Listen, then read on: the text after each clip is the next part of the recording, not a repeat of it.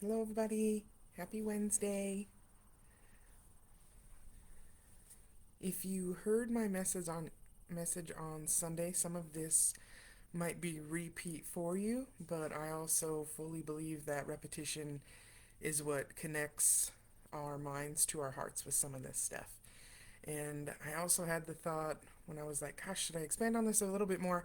I realized that I don't think a single parent, grandparent, friend, would ever say to somebody we love, I've told you that one time, that's good. I already told you I loved you. I don't need to keep doing it. I already told you this is what I think of you. I don't need to keep doing it. And so I think repetition is okay. Tonight I'm going to read Romans 1:17. It says, "This gospel unveils a continual revelation of God's righteousness, a perfect righteousness given to us when we believe, and it moves us from receiving life through faith to the power of living by faith." And for years, I would say I wanted a stronger faith life. Looking back, what I was really talking about is I wanted to figure out how to be disciplined in doing the things that I was supposed to be doing, to read the Bible, to go to church, to pray. And I now know the reason I would say those things is because I was just really desperate internally, just really begging to figure out a way to stop doing what I was doing, with no knowledge of an actual relationship with Yahweh or what that actually looked like. All I had was a deep down thought of maybe if I could start doing the things that you're supposed to do, my life would change. I wouldn't I couldn't want it though. I couldn't make myself do it. I couldn't be disciplined enough. I just couldn't want it. Like Romans 1 says, we receive life through faith. I came alive when I said yes to a faith life. That verse also talks about transitioning from a faith life into the power of living by faith. And there's value in defining the difference.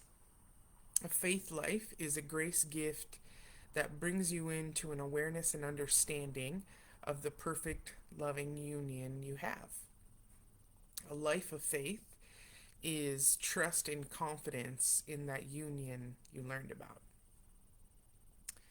Faith is trust and strong belief, and belief is accepting something as true. And so faith is a choice. Faith, not feelings. Choosing faith over feelings is important because it's not always going to feel like it. That I think we've probably all been in a situation where we are like, gosh dang, that did not feel like love in the moment, but I know that it was. I can see that it was now. The way I say it is, I know they meant that in love, but it was not dripping in it. It's faith, not feelings, because I have faith that I'm so loved that I know He doesn't leave me where I'm at. I believe I'm so loved that I know that the current dumpster fire I'm looking at is not all my life is meant to be. Faith, not feelings, that I have so much faith that I'm loved that there's no way this doesn't work out for me. When we choose feelings over faith, we start to allow some gaps in the timeline. We allow gaps in our storyline to come into play. That I believe and I have faith until there's a delay, and then I create a gap. I have faith and I believe until it doesn't look like I thought it was, then there's a gap. I have faith and I believe until the day comes that I don't feel like those things you say about me are true, then there's a gap. And in those gaps is where doubt is allowed to make a place in our storyline. Well, I thought that's what he said, but maybe not. I thought that was the promise for my life, but maybe not. And it starts to look like maybe not because I'm not actually worthy. And maybe not because I've had too much compromise in my life. And maybe not because I don't pray enough. And let's be honest, my whole prayer life, pretty shaky. It makes sense that I don't have what I thought I would have because at the end of the day, I just knew I didn't measure up.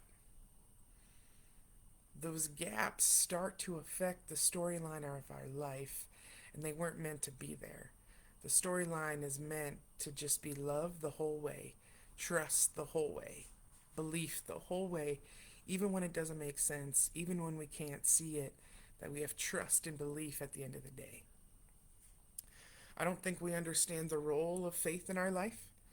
I think um, we understand we need to understand the weight that it carries.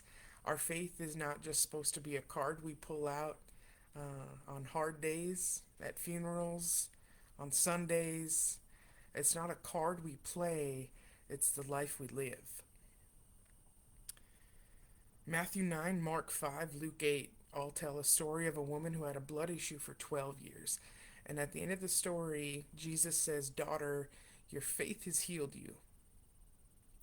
Now, it's the power and the presence of Jesus that physically healed her, but I believe the reason he says your faith has healed you is because the power of Jesus doesn't have an opportunity to work if her strong belief of, if I could just touch the hem of his robe, if that belief doesn't come first, his power doesn't have an opportunity to go to work. I believe her faith healed her because her faith is what brought her issue into the presence of his power. Mark 10 and Luke 8 give us another story of a blind man that Jesus healed. The blind man heard Jesus was around and he just started yelling. Jesus said, "Bring him to me." And he said, "Your faith heals you." The presence and power of Jesus is what physically healed him. I believe it's a byproduct of the faith that came first. That strong belief and trust of, if I could make myself known to him, I know I'm going to be healed. I believe his faith healed him because his faith is what made him open his mouth. Luke 17 tells us a story of Jesus healing 10 lepers. Only one of the 10 turned back to Jesus after he noticed he was healed. The one that came back got to hear Jesus say, "Arise and go, your faith makes you whole." I believe the journey of the one that came back is different from the 9 that carried on. The 9 that carried on only know that Jesus healed them, and that part's true, but they miss the part of their faith. The one that turned back got to hear what his faith did, and so his walk looks different moving forward. Now, knowing what his faith did, he's aware of the power it carries moving forward. It's not just about going and getting healed and presenting ourselves to priests so that we can fit back into society, so that people can see we're clean and we're good to go. It's about returning back to that place of presence so that we can hear what our faith is capable of. Returning back to that place of presence where we were healed so we can hear about the power and authority we were given through the one who healed us. Faith was and is not intended to be a band-aid nor an eraser. It's not meant to be a card that we pull out and keep in our back pocket for when things are messy. Romans 1:17 says there is power in living a life of faith.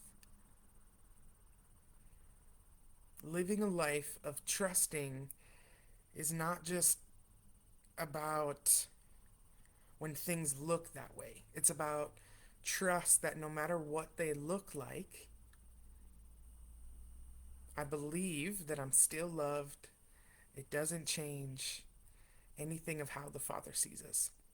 Living a life of trust is based on faith in how much we're loved, that He knows better than we do. Faith in knowing you're meant for more than you give yourself credit for. That you're supposed to have power and authority over the things in your life, over your marriages, over your finances, over your health. You're meant and designed to have those things. Faith is a choice. You're designed and meant to have power and authority, and you have the choice to believe it.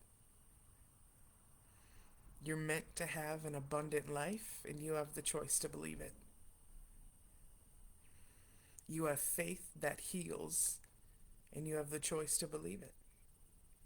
You are perfectly loved, and you have the choice to believe it. See ya.